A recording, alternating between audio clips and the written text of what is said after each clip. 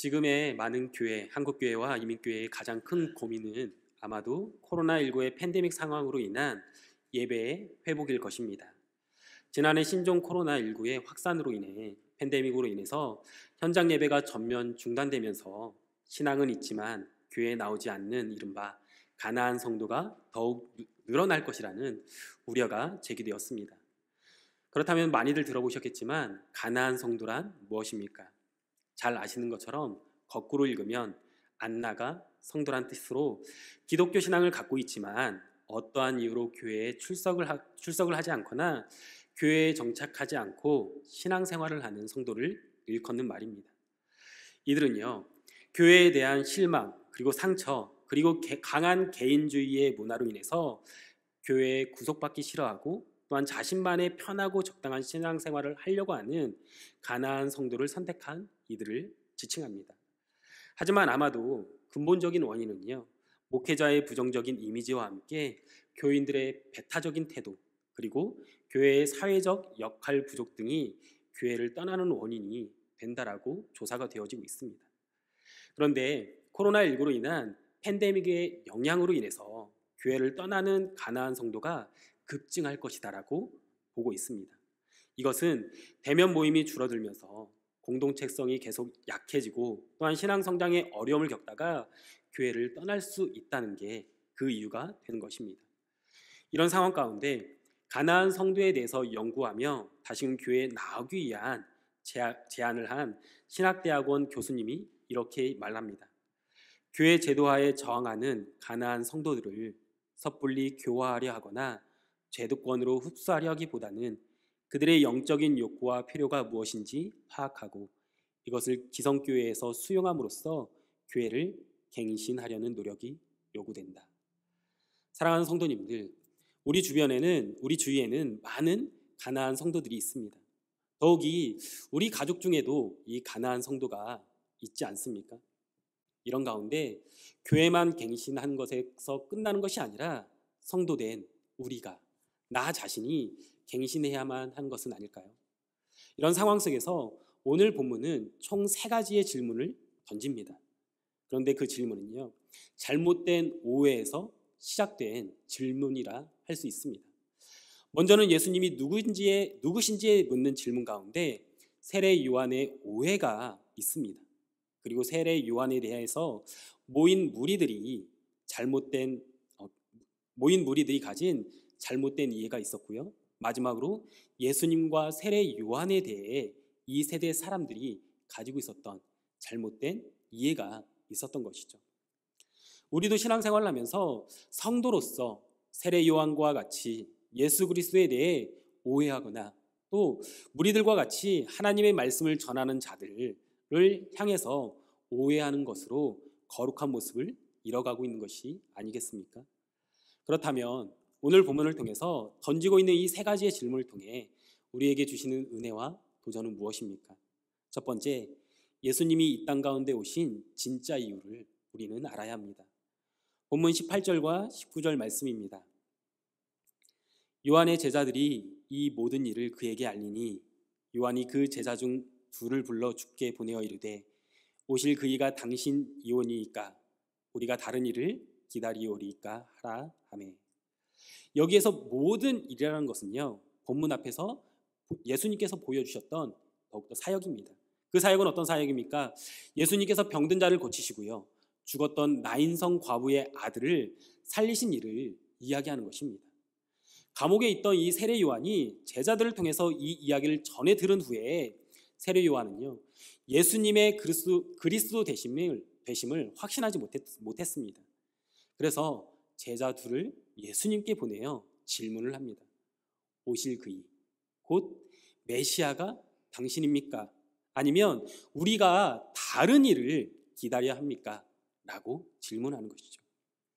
세례 요한이 이렇게 질문할 수밖에 없었던 이유는요, 그가 전한 메시지를 살펴보면 이해가 됩니다. 무엇입니까? 회개하라, 천국이 가까이 왔느니라. 이 말을 좀 더 풀이하면 회개하라, 하나님이 통치하시는 나라, 곧 메시아가 통치하는 나라가 곧 도래할 것이다 라는 뜻이라는 것이죠. 결국에는 예수님께서 병든 자를 낫게 하시고 심지어 죽은 자를 다시 살리시는 놀라운 기사와 이적을 베풀고 계시지만 왜? 정작 예수님께서 메시아의 나라를 세우지 않냐라는 것입니다. 이 질문에 예수님께서 다음과 같이 대답하십니다. 본문 22절 말씀입니다. 예수께서 대답하여 이르시되 너희가 가서 보고 들은 것을 요한에게 알리되 맹인이 보며 못 걷는 사람이 걸으며 나병 환자가 깨끗함을 받으며 귀먹은 사람이 들으며 죽은 자가 살아나며 가난한 자에게 복음이 전파된다 하라. 예수님께서 세례 요한의 제자들의 질문에 대해서 자신이 내가 메시아다 라고 대답하면 되는데요, 놀라운 치유와 구원의 일들이 일어나고 있다라고, 더 나아가 가난한 자에게 복음이 선포되어지고 있다고, 가난한 자에게 복음이 전파되어지고 있다라고 전하라고 제자들에게 말씀하십니다. 이것은요, 세례 요한이 생각하는, 다시 말해서 기다리고 있는 메시아는 로마 제국의 압제에 빠진 백성들을 구원해서 악인들을 심판하고 다시 왕국 이스라엘을 세우는 것이었지만, 예수님께서는 이스라엘을 다시 세우는 것이 아니라 복음을 전하고 병든 자, 또 가난하고 슬픈 자를 돌보고 회복시키기 위해 왔다라는 것입니다. 예수님께서는 아마도 세례 요한이 자신이 기대하고 또한 인위적으로 만든 메시아 예수님의 모습을 기대하고 있었던 것을 이미 알고 있었습니다. 하지만 예수님은 그 세례 요한의 기대에 부응하지 않고 진짜 메시아가 이 땅 가운데 오신 그 이유를, 그리고 메시아가 하고 있는 일들이 무엇인지 하나하나 알려주십니다. 왜냐하면 그것이 바로 메시아가, 예수님께서 이 땅 가운데 오신 진짜 이유였기 때문입니다. 사랑하는 성도님들, 우리가 지금 또 교회가 세례 요한과 같은 잘못된 오해를 갖고 있지는 않습니까? 오해를 하고 있지는 않습니까? 예수님께서는 우리의 소원을 들어주시기 위해서 이 땅 가운데 오신 분이 아닙니다. 예수 그리스도는요, 교회를 축복해서 교회를 이 세상에서 권세 있게 하시고 능력 있는 공동체를 만드시고자 오신 것이 아니란 말입니다. 교회는요, 우리 공동체는 복음을 전하는 교회가 되어서 구원이 필요한 자들, 가난하고 굶주린 자들에게, 그리고 병든 자들에게 예수 그리스도의 사랑을 전하고 돌보는 교회, 구원을 선포하는 교회라는 것을 성경은 오늘 예수님의 말씀을 통해 우리에게 보여주고 있는 것입니다. 그런데 세례 요한은 자신이 이미 생각하고 있었던, 이미 그 마음 가운데 그리고 있었던 원하는 메시아인 예수님의 모습이 있었다라는 것입니다. 그래서 예수님께서 다시 이스라엘이라는 왕국을 세우시고 악인을 심판하실 메시아인 예수님을 기다렸다라는 것이죠. 우리 역시 그런 오해 가운데 살아갑니다. 그래서 예수님이 머리이신 교회의 존재의 목적을 착각하고요, 그냥 큰 교회가 되어서 영광을 얻을 때 하나님의 통치가 드러날 것이다 라는 착각을 갖게 됩니다. 그런데 잘 생각해 보면 우리 시대의 대형 교회들의 모습을 보면 하나님의 영광을 드러내기보다는 부도덕하고 상식적이지 않은 일들로 인해서 하나님의 영광을 가리는 일들이 더 많다라는 것입니다. 그로 인해서 하나님의 이름이 땅에 떨어지고 있다는 것이죠. 이와 반대로 교회가 성장하는 것에는요, 관심이 없고 우리끼리만 좋으면 된다라고 생각하는 이들도 있습니다. 그래서 복음을 전하려 하지 않고 어려운 이웃을 도우려 하지 않습니다. 그냥 우리 공동체에만, 더 나아가 공동체 안에서도 친한 사람들끼리만 서로 사랑하고 돌보려고 한다는 것이죠. 이 모든 것이 세례 요한과 같이 우리가 생각하고 원하는 메시아이신 예수님만을 붙잡고 있는 것입니다. 사랑하는 성도님들, 여러분이 기대하고 소망하는 예수님은 어떤 분이십니까? 오늘 본문은요, 이웃을 돌아보고 사랑하는 것, 그리고 그리스도의 복음을 전하기 위해서 예수님께서 이 땅 가운데 오셨다라고, 그 예수님을 우리가 따라가야 된다라고 선포하고 있는 것입니다. 그렇게 예수님을 바르게 구하고 전하는 교회가 성도들의 모임인 교회인 것입니다. 일제강점기에 이용도 목사님께서 쓰신 일기 중에 한 부분을 제가 읽어드리겠습니다. 잘 듣고 한번 짧은 시간이지만 생각해 보시길 부탁드립니다. 예수를 요구하느냐? 하나님의 아들 예수를 찾으라. 사람의 예수, 너희가 만들어 세운 예수 말고 예수를 갖다가 너희 마음에 맞게 할 것이 아니라 너희를 갖다가 예수에게 맞게 하라. 이용도 목사의 일기인데요, 1930년 2월 20일에 기록한 내용입니다. 사랑하는 성도님들, 우리가 예수 그리스도를 오해하고 있는 것은 과연 무엇입니까? 바라기는 이용도 목사님의 일기와 같이 예수님을 우리 마음에 맞추는 것이 아니라 우리를, 나 자신을 예수님에게 맞추어 갈 수 있는 그런 구별된 성도다운 성도, 거룩한 나나이모 한인 장로교회가 되기를 소망합니다. 그런 성도가 되어갈 때 내가 중심이 되어질 수 있는 믿음의 여정에 인생을 살아가시는 성도님들이 되시기를 주님의 이름으로 축복합니다. 두 번째, 오늘 본문에서 던지고 있는 세 가지의 질문을 통해 우리에게 주시는 은혜와 도전은 무엇입니까? 오직 예수님의 뜻이 나타날 수 있도록 해야 합니다. 이제 예수님께서 모인 무리들에게 세례 요한에 대해 말씀하시며 다음과 같이 이야기하십니다. 본문 24절과 25절 말씀입니다. 예수께서 무리에게 요한에 대하여 말씀하시되 너희가 무엇을 보려고 광야에 나갔더냐? 바람에 흔들리는 갈대냐?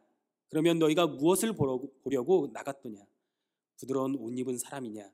보라, 화려한 옷을 입고 사치하게 지내는 자는 왕궁에 있느니라. 여기에서 무리는 광야에 세례 요한을 보러 갔던 사람들을 이야기하는 것인데요, 그들을 향해서 광야에 왜 갔냐라는 것입니다.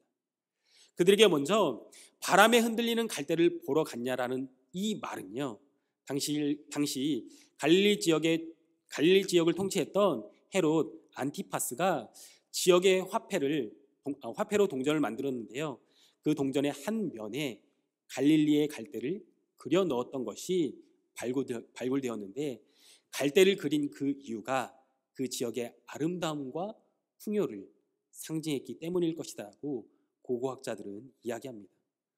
또 광야에 부드러운 옷, 좋은 비단 옷 입은 사람을 보러 갔냐는 질문과 함께 그런 사람은 광야에 없고 왕궁에나 있다라고 이야기하십니다.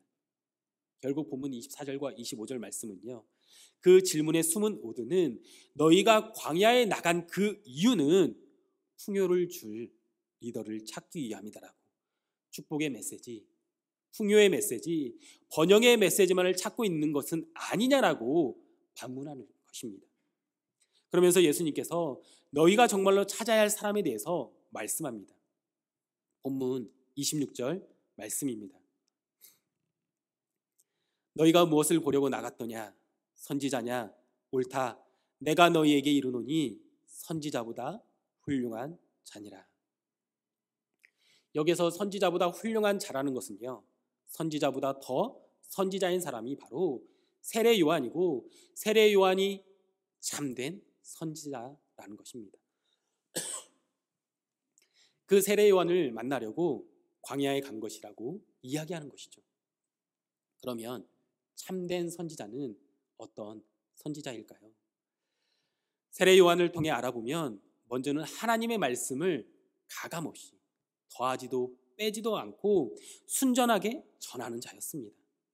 회개하라, 천국이 가까이 왔느니라 라고 외친 것처럼 하나님의 마음을 그대로 전한 것이 바로 참된 선지자라는 것입니다. 또 이렇게 이야기하죠. 그는 흥하여야겠고 나는 쇠하여야 하리니 나는 그의 신발끈 풀기도 감당하지 못하겠노라 라고 이야기한 것은 내가 오직 예수 그리스도를 드러내고 남기는 자가 참된 선지자라는 것입니다. 그리고 광야에서 외치는 자의 소리가 있어 이르되 주의 길을 준비하라 라고 외치는 이 외침과 같이 나의 뜻과 성공을 위한 삶이 아니라 하나님의 뜻을 이루기 위한 주의 길을 준비하는 인생을 사는 자가 참된 선지자의 모습이라는 것을 세례 요한을 통해 우리에게 보여주고 있습니다.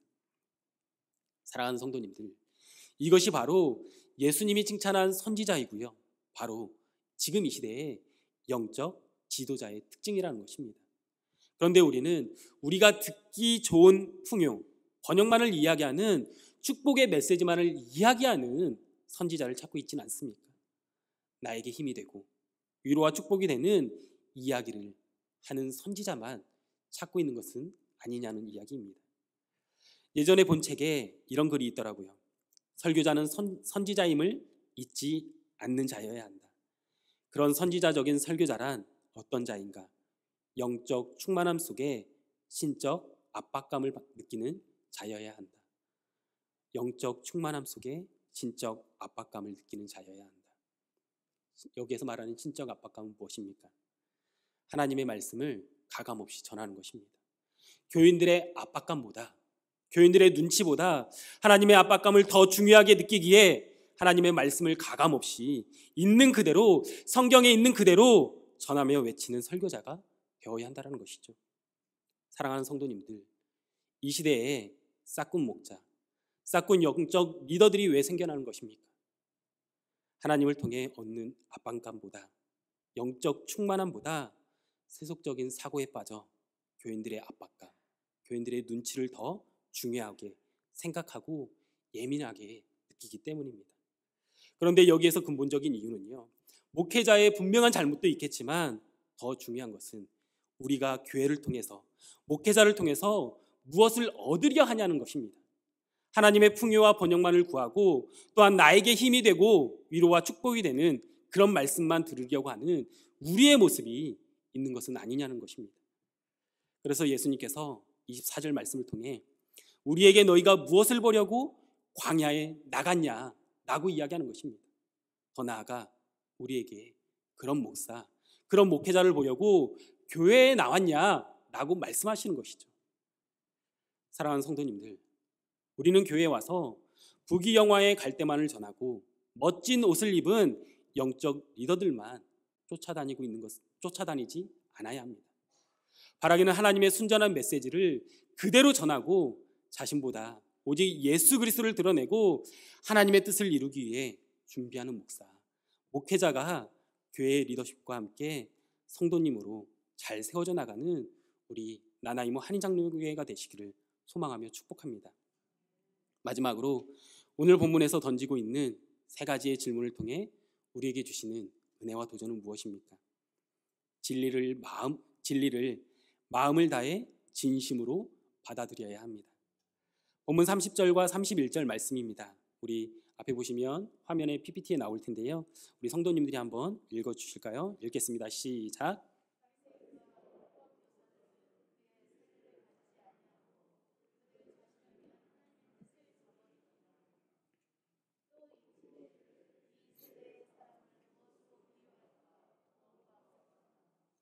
31절 말씀해 보면 또 이르시되 이 세대의 사람을 무엇으로 비유할까라고 이야기합니다. 31절에서 말하고 있는 이 세대는요, 30절에 이야기하고 있는 바리새인과 율법교사로 대표하는 자들로 선지자 세례 요한과 메시아 예수님을 거부한 이들입니다. 그러면서 이 세대의 사람들을 무엇으로 비유할까라고 말씀하시죠. 한마디로 이 세대가 바리새인과 율법교사와 같은 종교 생활을 하는 자들이라는 것입니다. 예수님 시대의 바리새인과 율법교사들은요, 매우 종교적이었고 또한 성경을 많이 알고 또 말씀대로 살려고 하는 자들로 인정을 받았습니다. 그런데 그런 바리새인들과 율법교사들로 대표되는 이 세대를 다음과 같이 비유합니다. 본문 32절 말씀입니다. 비유하건대 아이들이 장터에 앉아 서로 불러 이르되 우리가 너희를 향하여 피리를 불어도 너희가 춤추지 않고 우리가 곡하여도 너희가 울지 아니하였다 함과 같도다. 이 세대의 특징은요, 울어야 될 때 울지도 않고 웃어야 될 때 웃지도 않는 마음이 딱딱하게 굳은 자들이라는 것입니다. 더 나아가 이 세대의 특징을 더 말씀하시는데요. 본문 33절과 34절의 말씀을 보면 이 세대는 세례 요한이 떡과 포도주를 취하지 않고 절제하니까 지나치게 금욕주의적인 삶을 살아가고 있다라고 비아냥거립니다. 또 반대로 예수님께서 죄인들과 어울리며 함께 먹고 마시니까요, 예수님을 향해 먹기를 탐하고 취하기를 즐겨하는 자다라고 트집을 잡는 것을 우리는 보지 않습니까? 이것이 바로 코에 걸면 코걸이이고 귀에 걸면 귀걸이인 이 세대의 특징이라는 것입니다. 이것은 이래서 문제고 또 저것은 저래서 문제라고 바리새인과 율법교사들과 같이 불평하고 트집을 잡는 자들, 이것이 바로 이 세대의 특징이고 종교 생활을 하는 이들의 모습이라는 것입니다. 사랑하는 성도님들, 본질에 집중하고 있습니까? 혹시 우리가 본질에 집중하지 못하고 있을 때 우리 주변의 사람들이 교회를 떠나고 있는 것은 아닙니까? 이것 저것 때문에 다투는 모습을 보면서 우리가 회개를 거부하고 또한 마음을 다하여 울어야 할 때 울지 못하고 웃어야 할 때 울지 못하는 우리의 모습 때문입니다. 바라기는 이 세대의 특징이 갖는 자기 신앙의 의를 자랑하기 위해서 트집 잡는 데 열중하는 종교 생활을 하는 사람이 아니라 진리를, 복음만을 마음을 다해 진심으로 받아들여서 우리가 울어야 할 때 울고 또한 기뻐해야 할 때 함께 기뻐할 수 있는, 말씀이 감동할 때, 우리에게 감동을 줄 때 더욱더 하나님을 예배하며 나아갈 수 있는 참된 예배자가 되시기를 소망합니다. 그리고 이제는 가나안 성도라고 하는 자들이 우리 나나이모 한인 장로교를 통해서 다시 함께 현장에서 예배하고 함께 교제함으로 서로 권면함으로 우리의 주인 되신 하나님을, 구원자 되신 우리의 왕 되신 예수 그리스도를 더욱 알아가는 공동체가 되기를 바랍니다. 더 나아가서 우리 나나이모 한인 장로교회가 다음 세대인 자녀들과 구도자들에게 건강한 믿음을 계승해 나갈 수 있는 하나님의 도구, 또한 하나님의 통로가 되기를 소망하며 주님의 이름으로 축복합니다. 기도하겠습니다. 오늘 누가복음의 말씀은요, 세례 요한이 예수님을 잘못 이해하고 우리들이 또한 세례 요한을 잘못 이해하는 데 있었습니다. 그리고 이런 이 세대가 예수님과 세례 요한에 대해 잘못 이해하고 오해하고 있는 모습을 보이며 우리 역시 이 세례 요한을 향한 우리들의 오해가 있었던 것을 봅니다. 그런데 이 모습들 가운데 오늘을 살아가는 우리 역시 이러한 잘못된 이해로 또한 잘못된 오해가 있는 모습을 우리 안에서 발견하지 않습니까? 사랑하는 성도님들, 오늘 본문은요, 우리에게 이렇게 질문을 던집니다. 무엇을 보려고 광야로 나아갔냐는 말입니다. 그 광야가 지금 우리의 교회가 아닙니까? 그 광야, 교회에서 내가 생각하는 예수님, 메시아의 모습은 어떤 분이십니까?